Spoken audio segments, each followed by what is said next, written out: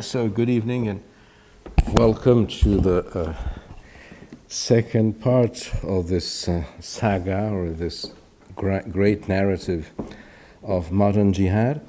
Yesterday we dealt with the first phase, ranging from the Kippur or Ramadan, that you know what it means, war of October 1973, to Afghanistan and its copycats, which took us to the failure of the copycat jihads in Algeria, in Egypt, in Bosnia, and also, oh yes, this is my glass of yesterday, but I don't know if is there, and you think there's any water?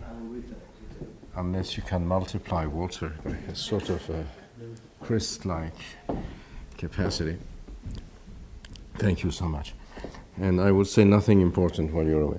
And then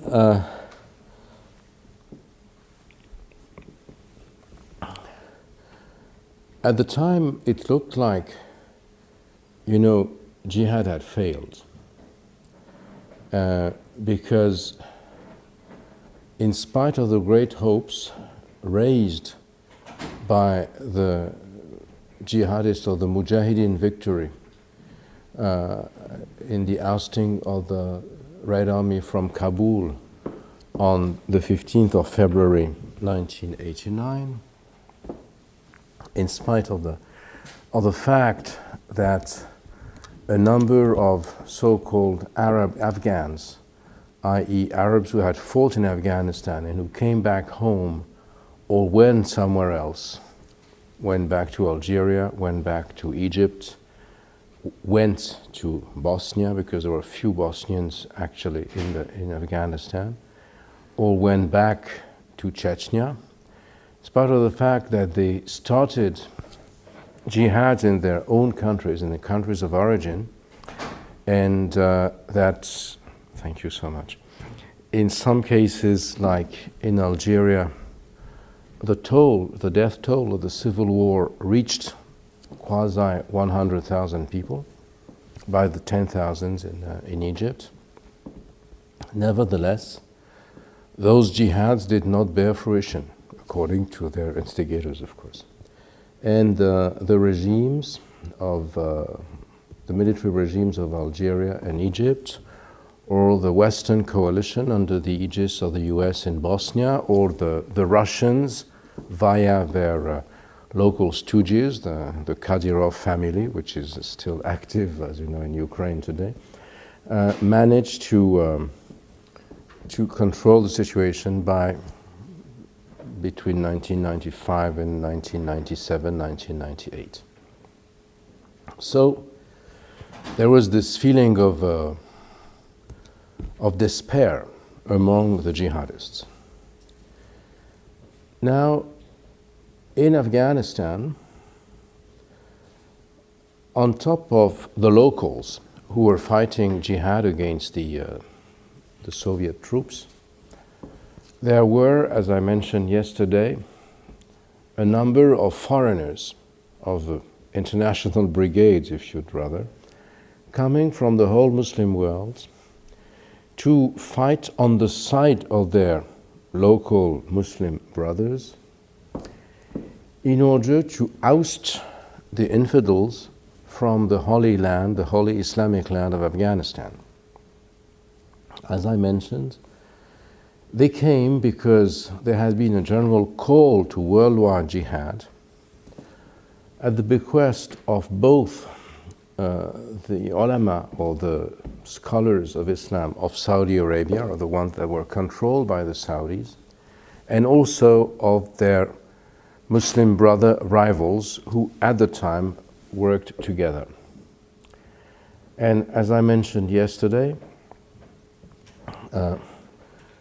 within the realm of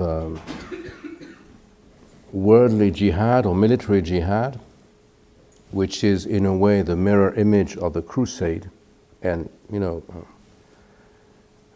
in English, crusade has still retains, as far as I can judge, It's the full spectrum of its significance, and I'm here we're with a medievist scholar, so Professor Marenbaum can correct me if I fail. A crusade is also something, a duty that you accomplish because it's morally well. It's not only the crusade in terms of a holy war.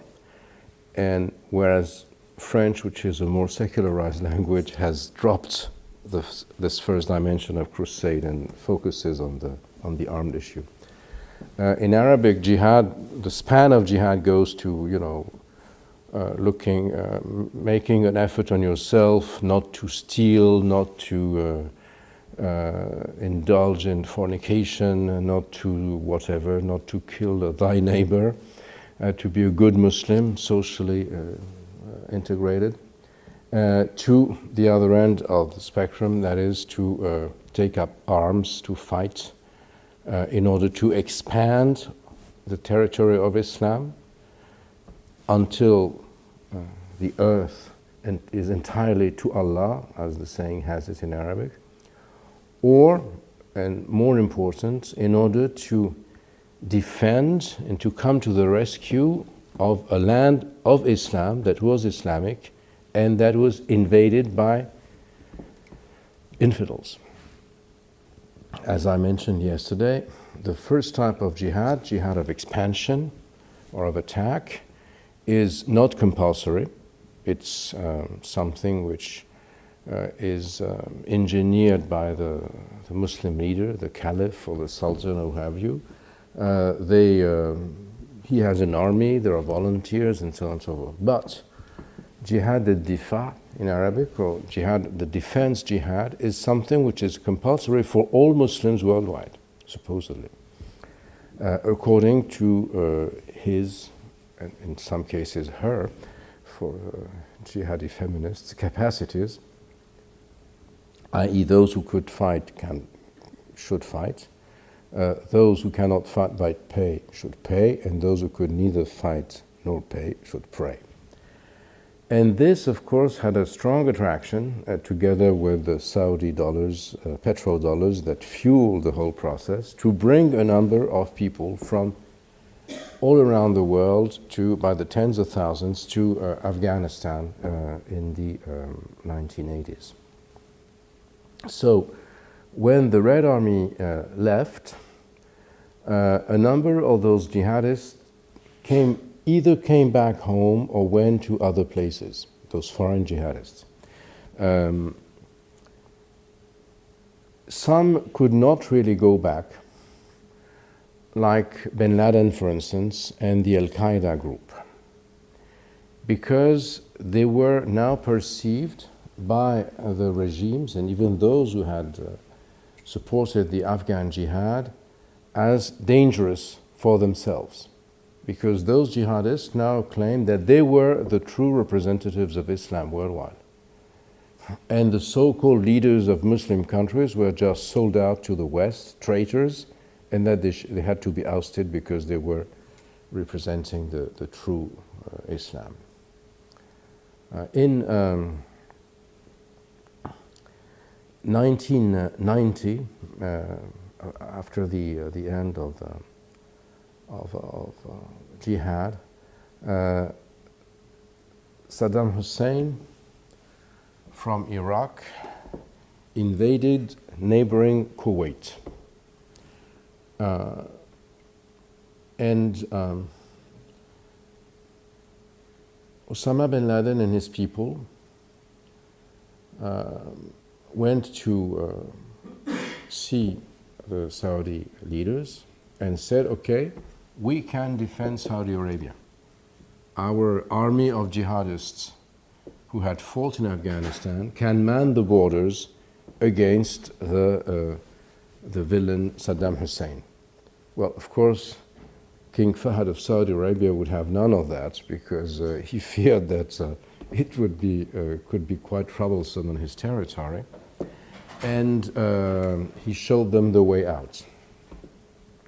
This was something that happened in early June 1990, and then the first attack by Al-Qaeda, the first public attack by Al-Qaeda, which was always interested in symbolism, in worldwide symbolism in its attacks, would take place 8 years later in 2008 on the very same day, which was the attacks on the American embassies in Kenya and Tanzania.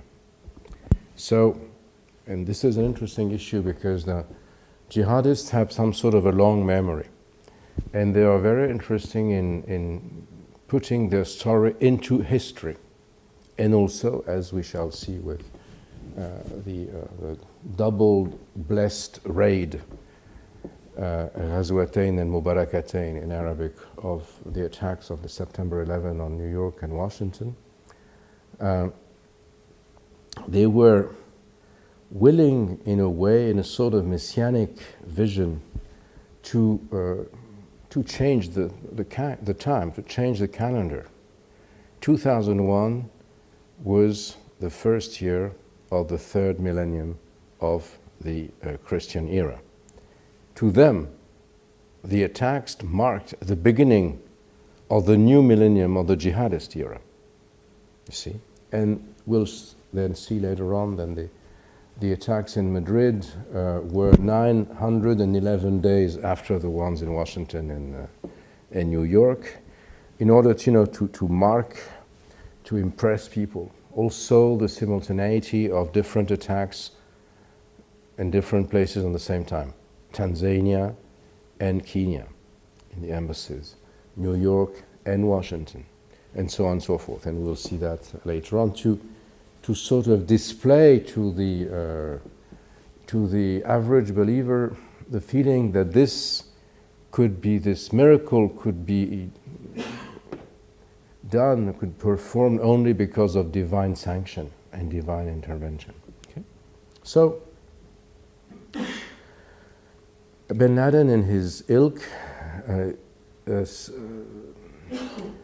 took shelter in the Sudan, a country at the time which you see here on the map,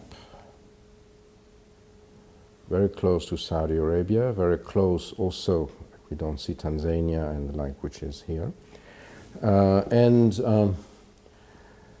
which was at the time under the control of Muslim brothers and someone who's now dead, who had studied in England and in France, Abdallah Turabi, who welcomed them like he welcomed Carlos the Jackal, the famous terrorist, whom the French would come and arrest one day.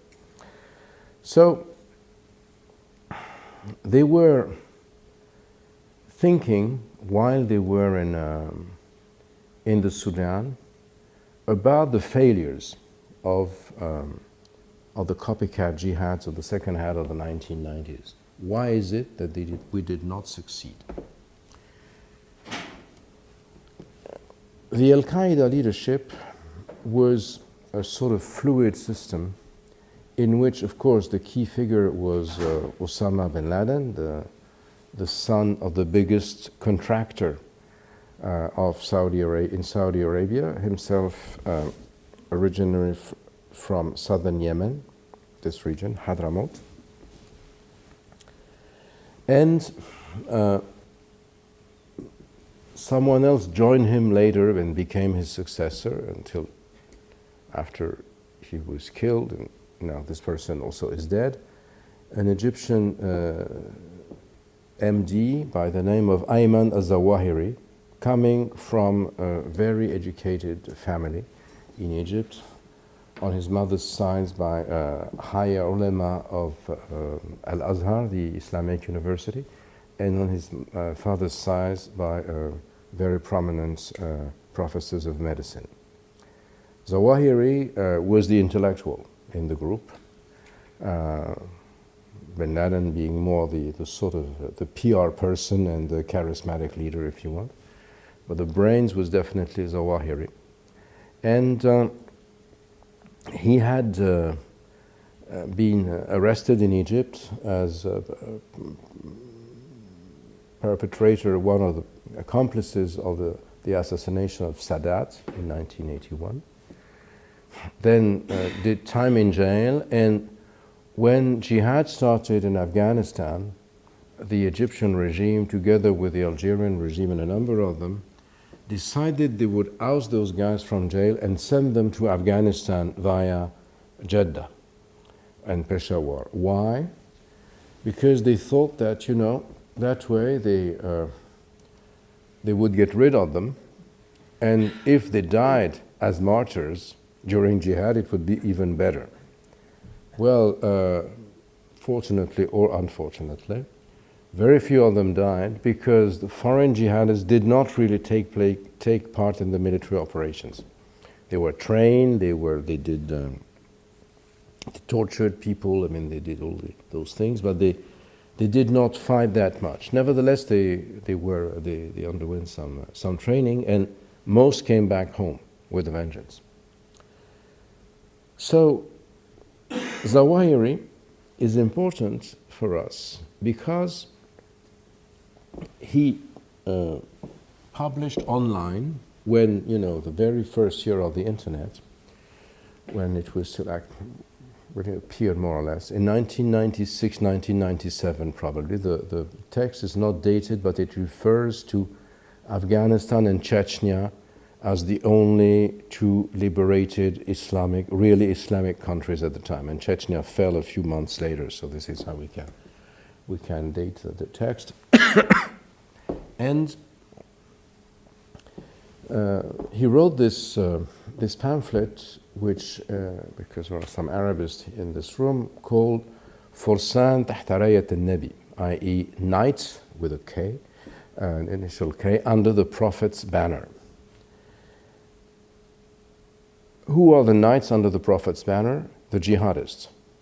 And this is an interesting issue because, and this is as we have medieval scholars here, for jihadists, history, for many Muslims, for many people who listen to sermons in the mosques, the history really starts with the Islamic revelation to Prophet Muhammad.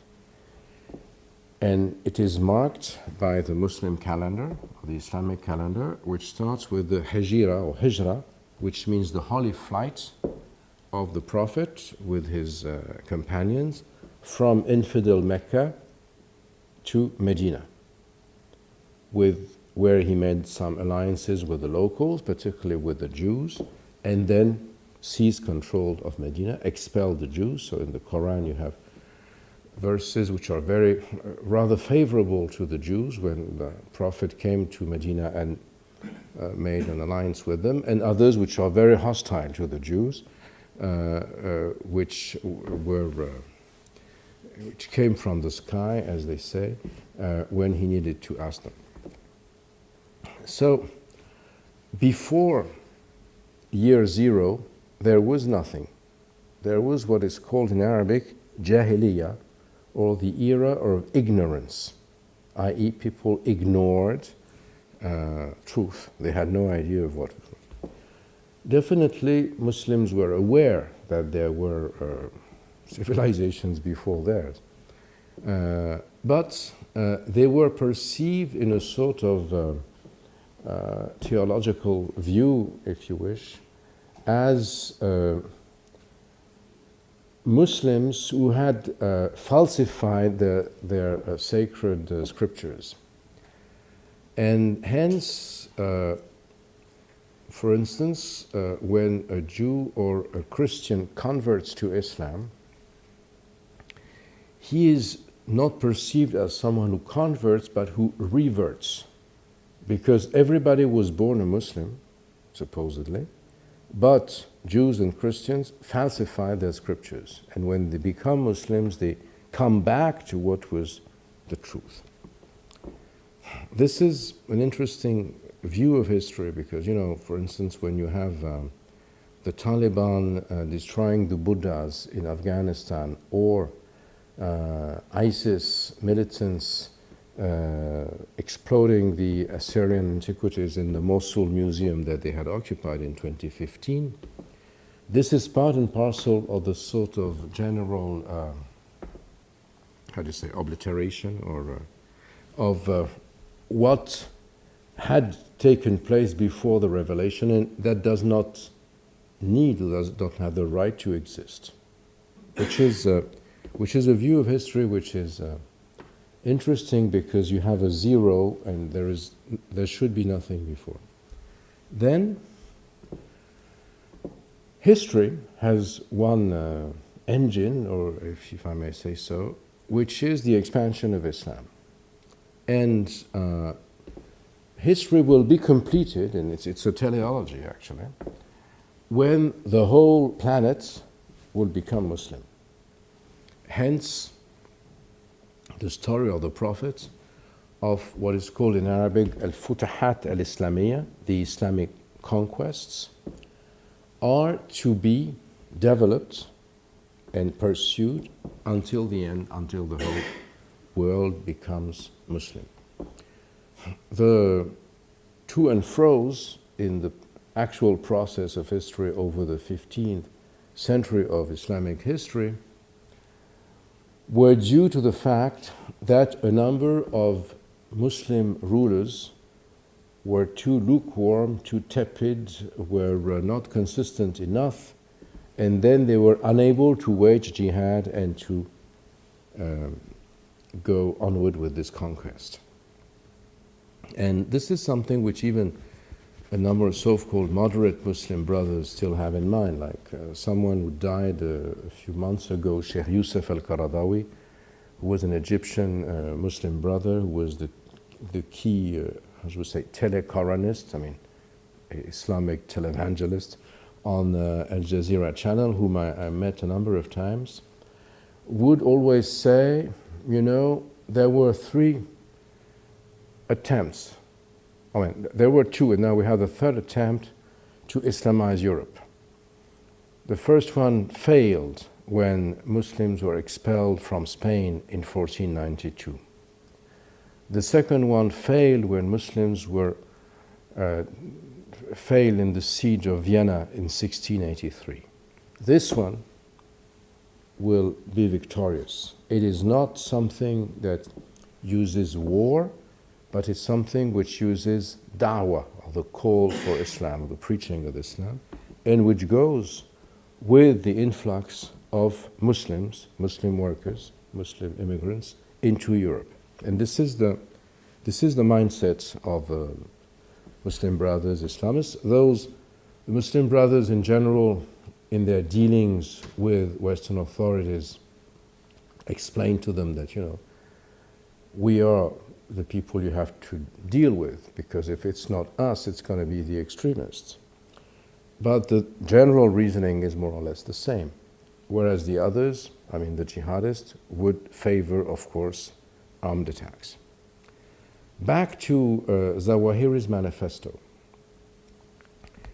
He saw his brothers in arms in Afghanistan as implementing really this theological call of Islamic history, i.e., when leaders of the Muslim world had failed to promote the expansion of Islam, they did so because they reconquered Afghanistan. They took it out of the hands of the infidel Soviets and the atheists and the communist Soviets. And they were now the ones who, just like in a mimetic, if you want, a process, with the early knights who were under the Prophet's banner, who would raise and promote Islam worldwide. So to them, you know, just like the first knights of Islam had started with the destruction of the Sassanid Empire with the Ctesiphon battle, and then many centuries later, but time took longer in those early days, with the conquest of Byzantium and the destruction of the Constantinopolis and the destruction of the Byzantine Empire in 1453. By the same token, they had destroyed the Sassanid Empire of today, i.e. the Soviet Union. Because as we mentioned yesterday, to them, the pullout of the Red Army from Kabul on the 15th of February 1989 opened the way to the disintegration of the Soviet Empire and then to the fall of the Berlin Wall on, so those who were here yesterday do not whisper to others, which day? 11/9 of 1989. And you know, in the mindset of jihadists, I never saw any evidence that 9/11 had to do with 11/9 in reverse. But you know, this is part and parcel of the way they think, or maybe this was just divine inspiration and they don't need to implement it. And so first they had destroyed, the Prophet and his early successors rather, had destroyed the Sassanid Empire, and then later on they would destroy Byzantium and march to the west. By the same token, the jihadists had destroyed the Soviet Union, and then what would be the modern Byzantium to be destroyed later on 9/11? America. See? So this is an interesting way of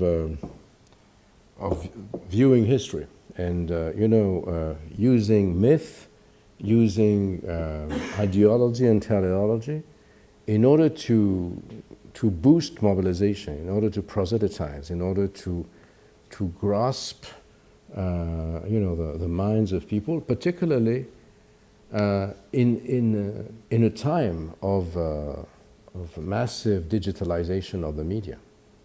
Because before those days, before the last decades of the previous century, preaching was still largely controlled by the mosques networks. There were, of course, a number of preachers who would use, what do they call them, audio cassettes, mini cassette, how they said, tapes? No, cassette tapes. No, for those of you here, except the generation which is, what we say in French, moins de 20 ans, below 20 teeth, instead of moins de 20 ans, below 20 years. We know that, we remember that, those things, and but you don't. And you never seen that. So there were preachers like Sheikh Kishkinijib who spread those cassettes, those tapes. But this was a very, very limited range. From the 1990s and onward, everybody could preach on the internet. And therefore, the control by scholars, by authorized scholars, became less and less present. And hence, this, from Al-Qaeda onwards, those ideas would become more and more widespread. So, this is when the 9/11 issue started to take shape, and probably in 1996, 1997, if we can date, and I've dated that from, I don't remember now, but it's precisely in the book, on when before Chechnya fell back to the Soviets, to the Russians. Then, why, before we deal with the how, why did they want to strike such a blow to America? As I mentioned yesterday, for two reasons. One that had to do with the competition with Shia. So this is a much later map. It is 2018. So just to proceed, this is after. We'll discuss that later next week. It is after the Arab Springs. So this is Iran, controlled by the Khomeini and his ilk, and at the time Khomeini and his successors. this is Iraq. At the time, Iraq was under the control of the Sunni leader Saddam Hussein. Now it's under Shia control with a very, very important Iranian influence, even though in those last years there were some pro-American Shias who became more powerful, but let's say.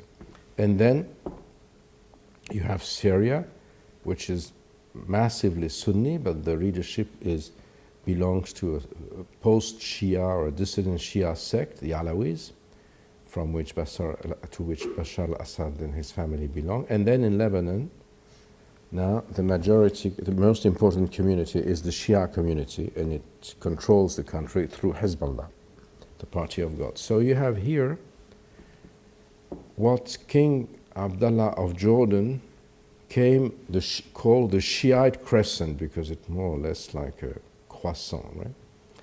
And the Khomeini fatwa, which we mentioned yesterday, but let me remind those who just came today what it was. The Khomeini sentenced Salman Rushdie to death on the 14th of February, 1989. The 14th of February was the day before the 15th. I think everybody agrees with this statement, right? Now, what happened on the 15th? The Soviet pullout from Afghanistan. Hence, Khomeini pulled the carpet under the Sunnis, because the Mujahideen in Afghanistan were Sunnis. They were paid for by Saudi Arabia and the Sunni petro oildoms of the Arabian Peninsula. And they expected, the Sunnis expected that with this huge victory, i.e. claiming back to Islam a territory that had been invaded by the infidel Soviets, they would retain their prestige after the Grand Mosque of Mecca had been attacked in 1979, after Khomeini was looked like he was the herald and the hero of the Muslim world, and so on and so forth, and was the arch enemy of America as opposed to Saudi Arabia. But in spite of reaping all the benefits, the symbolic benefits of the victory against the Red Army in Afghanistan, the Sunnis, were unable to do it because everybody was interested in what happened before, on the 14th of February. Everybody talked about Rushdie. And as I mentioned yesterday, even myself, I was 34 at the time, so I was able to read and write, and even read and write in Arabic. And, we just saw the Soviet pullout as something which was hidden by the magnitude of the scandal, which was the Rushdie fatwa. Something which was also extremely interesting to be analyzed in this theological vision of Muslim history. Because, something which I did not say yesterday, a fatwa, you know what it is? It's a decision by someone who's supposedly called a mufti, same root in Arabic, makes fatwa, which is binding, a legal decision which is binding, and which is based on Sharia, i.e. the law derived from the Quran and the Hadith, or the sacred text. Now, normally, until the 14th of February, until Valentine's Day 1989, a fatwa would be implemented and could be implemented, was binding only in a special jurisdiction that, at least in the world of Islam, in the Dar al-Islam, if the ruler was not Muslim, the fatwa could not be applied because the ruler had to implement the legal decision. And even within the so-called Dar al-Islam, or the world of Islam, the abode of Islam, a fatwa would be binding only if the local ruler would implement it. And a Shia fatwa would not be binding in Sunni territory. And even in Iran, it would be binding only for the followers of this Ayatollah, not that Ayatollah. Now, with this coup de force of the fatwa that was to be implemented on someone who had a Muslim name who was perceived as an apostate, Salman Rushdie, on British territory, it meant, by the same token, that the whole world was now part and parcel of the Dar al-Islam, of the abode of Islam, because fatwa could be implemented anywhere. See, and this was in 1989. This was a very important step forward. At the same time, in the same year, Muslim brothers in France, whom I was socializing with them a lot at the time to write my books, explained to me that until then, when they had Muslim organizations or associations in France, they would call it in France, not from France, because France was infidel, an infidel country. So they could be from Lyon or from Nice or wherever, but or in France, but always in France, because it was a territory that they could not claim. Since 1989, and probably also because they had to comply and to compete with the appeal of Rushdie's fatwa, they changed their name. Their official name was Union des Organisations Islamiques en France, Union of Islamic Organizations in France. They came de France, of France, or from France. And this is when they started the Veil Offensive in schools, saying that as there were now a number of Muslims who were French citizens, so they had the right to implement, for their own sake, the injunctions of Sharia, which meant that girls had to come out, or ladies to come out, to go to school and everywhere, with their heads covered with a hijab, because this was part and parcel of the requirements of Islam. And all this took place simultaneously in 1989, when those visions changed at the time.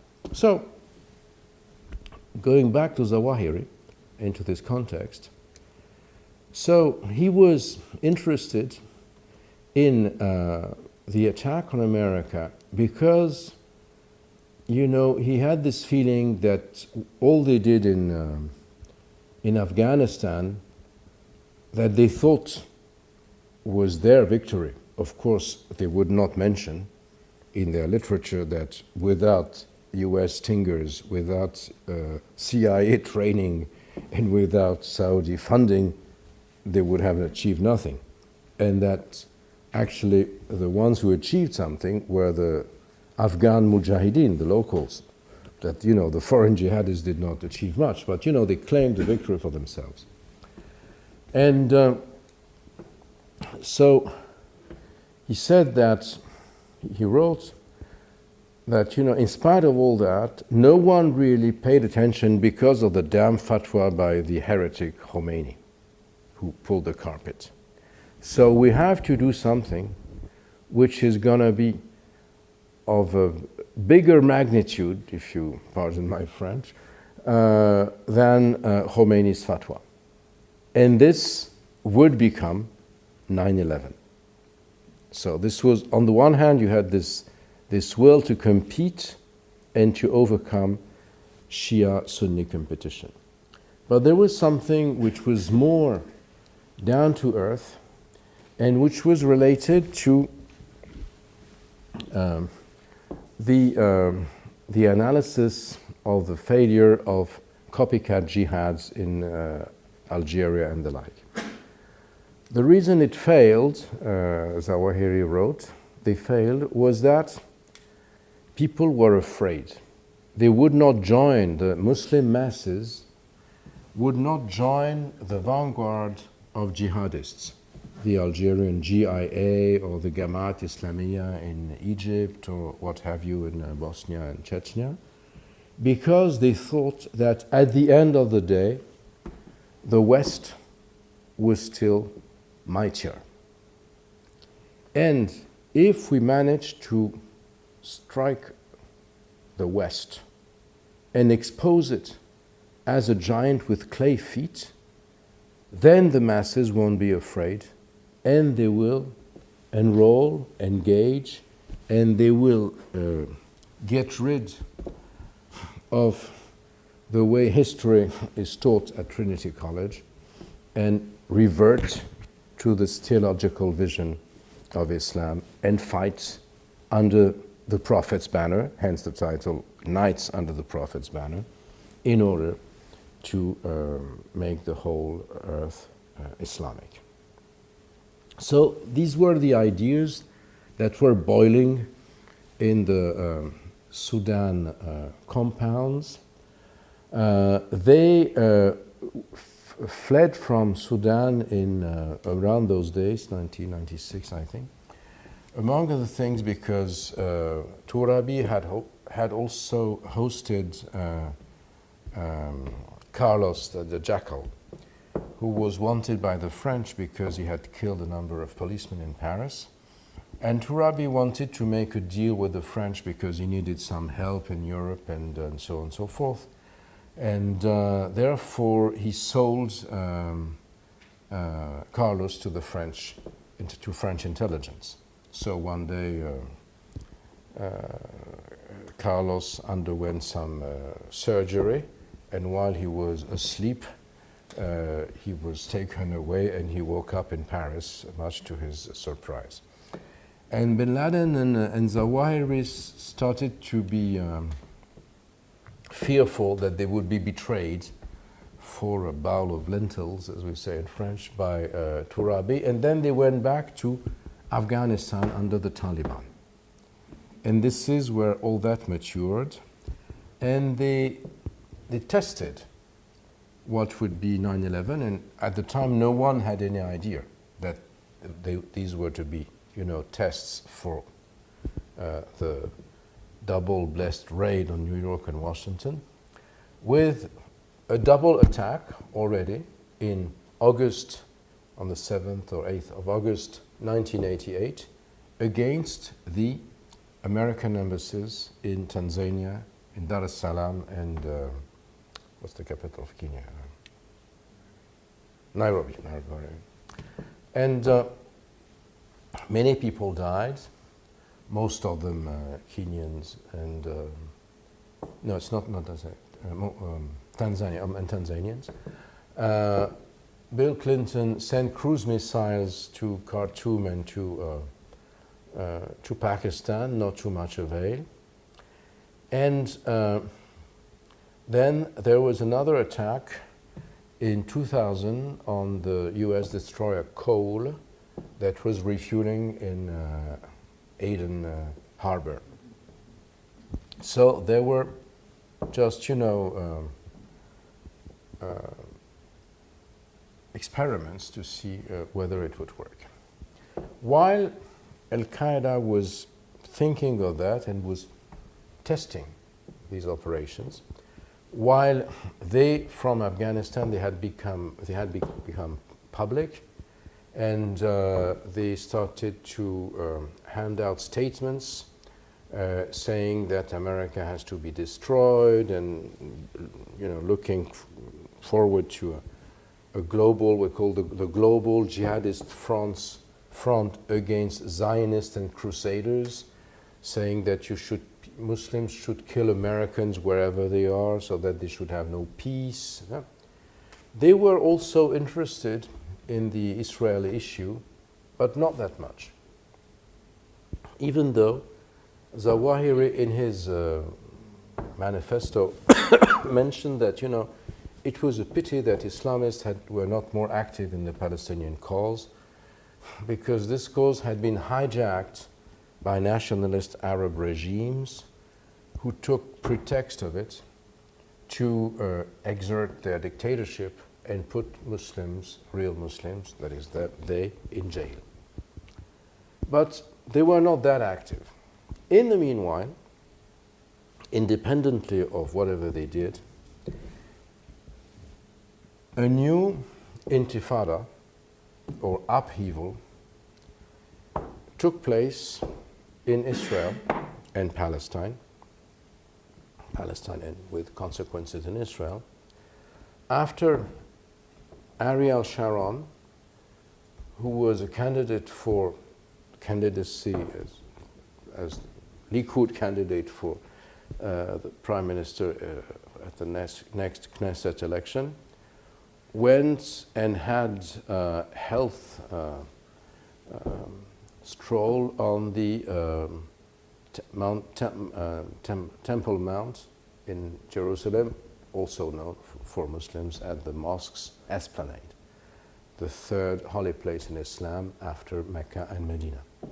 So this was, of course, a deliberate provocation, and the next day there were, the same day, massive Palestinian demonstrations which were repressed and soaked in blood, and then Arafat, who was having a hard time with his own Islamic opposition, with Hamas and Islamic Jihad, who called him a traitor and a sellout and someone who was unable to negotiate anything because the Israelis kept the Palestinian territories in misery and the like, and so on and so forth. So Arafat claimed what he called Intifada al-Aqsa, Intifada remaining the first upheaval, the first Intifada of 1987, which led to the Oslo peace process, and Al-Aqsa by the name of the mosque, the Grand Mosque in Jerusalem, which in most in militant groups, and it's even a more widespread dimension throughout the Muslim world. The photograph of the mosque is the symbol of the fight that Muslims must make in order to reconquer Jerusalem. Al-Aqsa, I mean, if you have a photograph of the mosque in Mecca, it connotes pilgrimage, or may connote a number of things. If we had a Jerusalem mosque here, it would remind us as Muslims that this is under Israeli occupation, and this is in Muslim territory under infidel occupation. So Arafat, mixing Intifada and Al-Aqsa, tried to blend the nationalist and the Islamic dimension of the upheaval in an attempt to pull the carpet again under the feet of his competitors, the Hamas and Islamic Jihad people. The violence skyrocketed in Israel, and the Israeli repression was harsh, and suicide attacks, which were called martyrdom operations by the ones who performed them, started to claim a very heavy toll of victims in the Israeli side. Bombs exploding in cafes, and more or less like what had happened in the last years of the French domination in Algeria. And of course it was called martyrdom operation because suicide is something which is not allowed in Islam, or is not allowed in many religions, because you should not take on your own decision the life that was given to you by God. But martyrdom means something different. The fact that you risk your life for the triumph of the religion and against the infidels is something which is halal, which is licit. Okay? So, and the Intifada al-Aqsa had an enormous echo throughout the Muslim world, including in the banlieues of Islam in France, or in any neighborhoods here in Britain. Had already been very moved and shocked by the Rushdie affair years prior. And from Bradford to Marseille to Jakarta through wherever, this was a very, very tense issue, and also an issue of massive frustration among people who are in the Muslim world who sympathize with the Palestinians, because in spite of the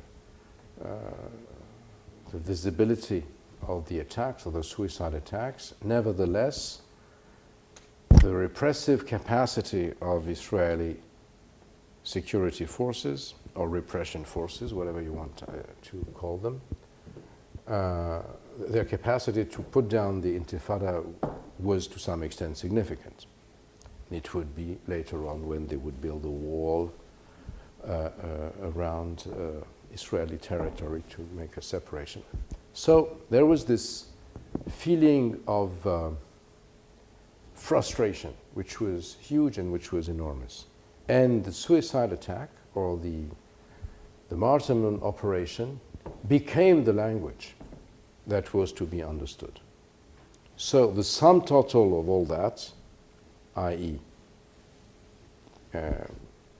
Settling records with the Shias and having something more spectacular than the fatwa, finding a way to mobilize Muslim masses in order to overcome the failure of the copycat jihads of the second half of the 1990s, and the emotional dimension of suicide attacks or martyrdom operations, which did not come to fruition because at the end of the day, you were so frustrated because the Israelis kept the upper hand. All that combined to the launching of 9/11, which had the three characteristics together. Okay? Do you follow me? Yes? Fine. So, this is when we have the attack. Originally, 4 targets, each of the Twin Towers, the Pentagon, and the Congress. The plane that was aimed at Congress fell in a field nearby because of the revolt of the passengers. And the 2 struck the Twin Towers, as everybody saw, which was, of course, the most spectacular. And for months and months, this was the only thing you would see on TV. And it was still, in those days, people looked at TV. Who has watched TV over the last 24 hours? You? Well, that's already, a strong minority interested in history, or maybe in prehistory. No one does anymore. But at the time, remember, for the below 20 teeth, the below 20 teeth class, we know that this happened. And so that led to a counter-reaction of magnitude from America. And so I have 8 minutes to talk about the neocons, but it's not much, but maybe they don't deserve more. And so why did Sharon have this health stroll on the Al-Aqsa? Because he wanted esplanade, because he wanted to derail the Oslo peace process, which to him was a bad deal for Israel. Israel had to concede it because of weakness. He was constrained to negotiate with the Palestinians all the time. Clinton had twisted their arm, and he wanted to rebuild the security on Israel, not on a peace against terrorists thing, but a peace against peace. And therefore to recreate a balance of powers in the region that would be favorable to the Jewish state.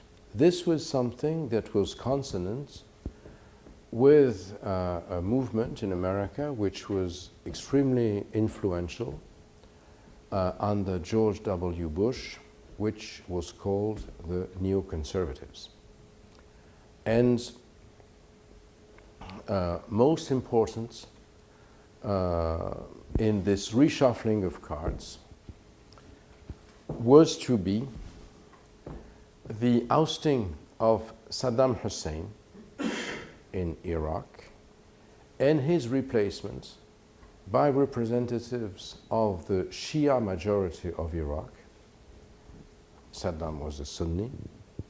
Many of them had fled the dictatorship to the West, and a number of them in America, who were extremely present in government, in think tank circles, inside the Beltway and the like. 9/11 took place in this general atmosphere, and the reaction, to cut a long story very, very short, of the Bush administration was to launch what they called the war on terror, which is a rather complicated concept, because terror is what you call terror. But you know, it's not the war against France or against Germany or against Britain, it's on terror. And so they started with an onslaught on Afghanistan, which, because they considered bin Laden was, they quickly identified bin Laden as the mastermind. And he himself, on the 7th of October 2001, appeared on Al Jazeera television. I mean, he was not in the studio, of course, but it was recorded from a cave in Afghanistan, where he was with his sidekick Zawahiri and a third person. And he made an impassionate speech, not claiming that he had engineered, but from what the attacks, but from what it said, it was quite obvious. And he said, "I swear by Allah who raised the skies without columns, that America will never know security before Palestinians know security and before the armies of the infidels, translate Israel and many others, are pulled out from the holy lands of Islam."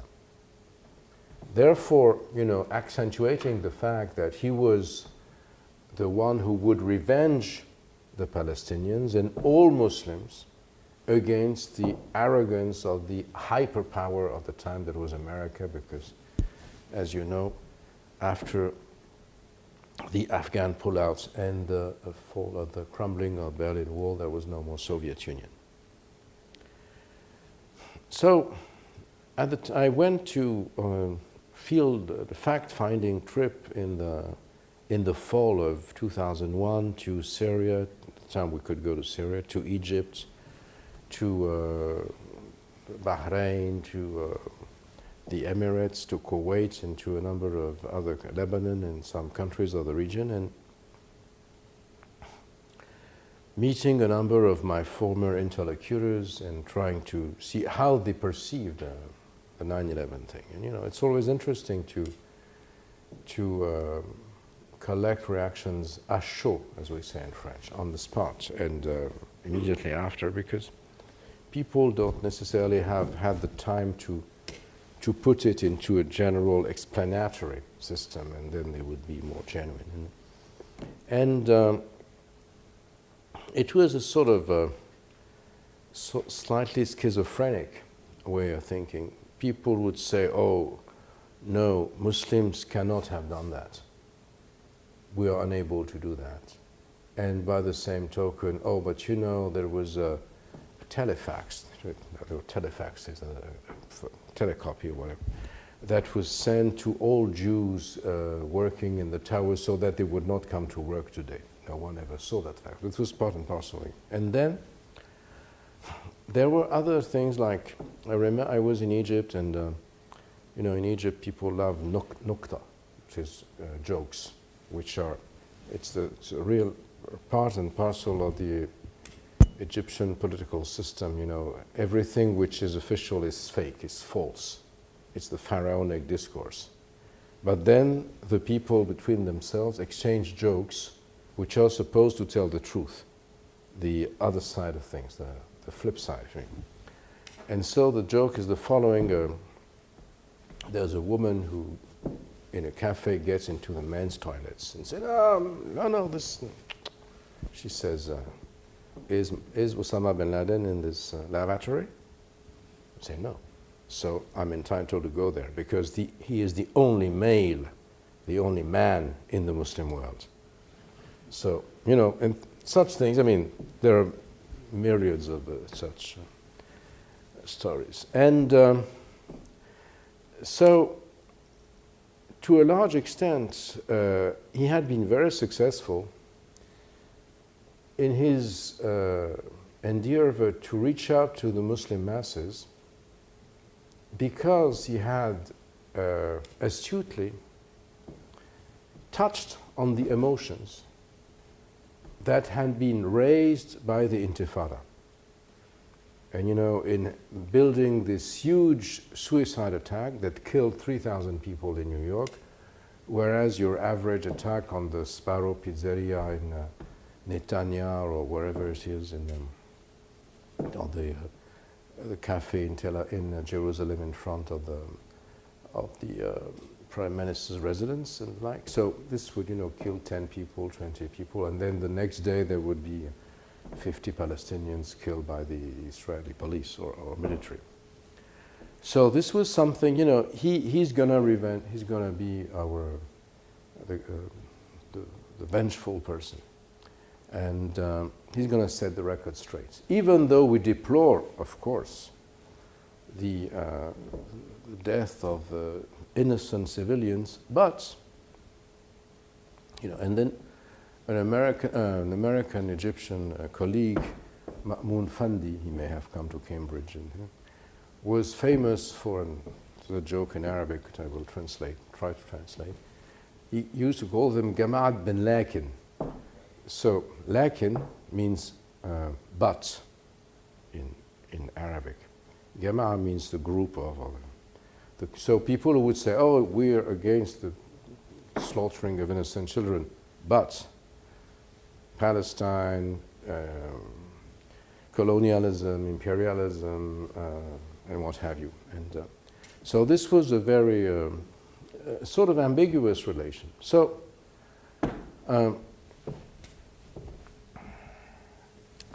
so I will stop here because it's 8:02.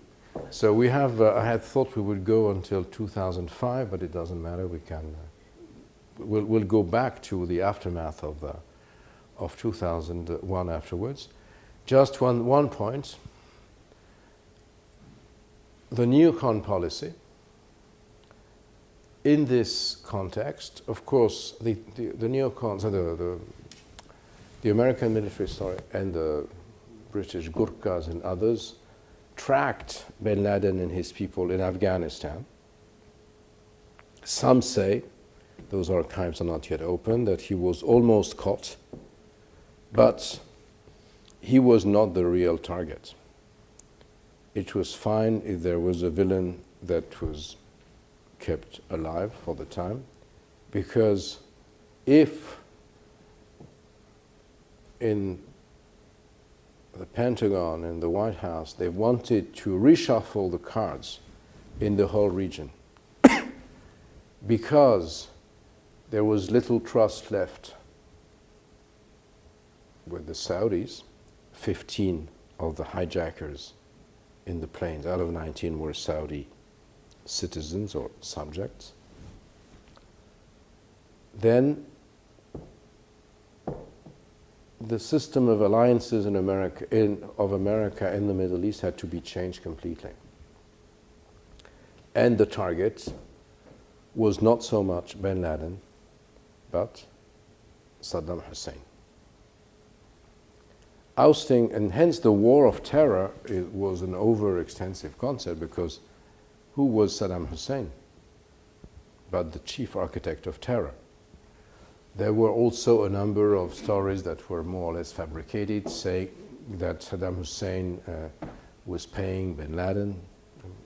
It was probably untrue. It was more true that the Iranians, actually, strangely enough, were helping bin Laden. And Al-Qaeda, later on it would be discovered with a number of proofs. But then, as you said, and this was the case in this country, the story came that Saddam Hussein had weapons of mass destruction. And this story was, even for a prude Frenchman, this was harsh to swallow. This is when I learned the expression sexed up in Britain. So can you imagine? This thing was sexed up, which would begin the downfall of Tony Blair, as you know. And then finally, in March 2003, I was actually in the Eurostar when it happened, back from London to Paris, the invasion of Iraq was the main consequence of 9/11. Okay? So I leave that unfinished so that maybe some of you will come back in a week to know about the Ecole.